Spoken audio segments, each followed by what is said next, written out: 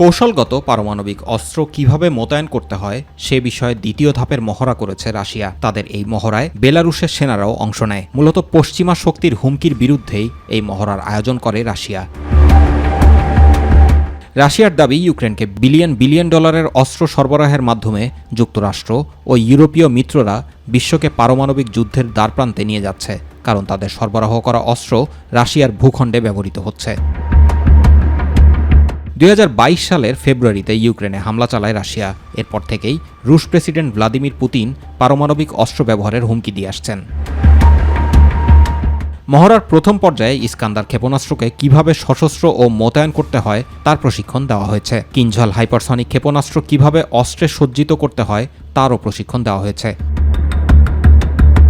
রাশিয়ার প্রতিরক্ষা মন্ত্রণালয় জানিয়েছে, দ্বিতীয় ধাপে রাশিয়ার সেনাদের সঙ্গে বেলারুশের সেনারা অংশ নেয়। এতে কৌশলগত পারমাণবিক অস্ত্রের মোতায়েন নিয়ে অনুশীলন হয়।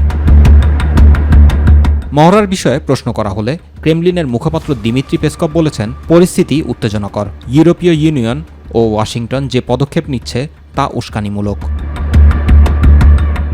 জুবাইর রহমান, মাই টিভি নিউজ।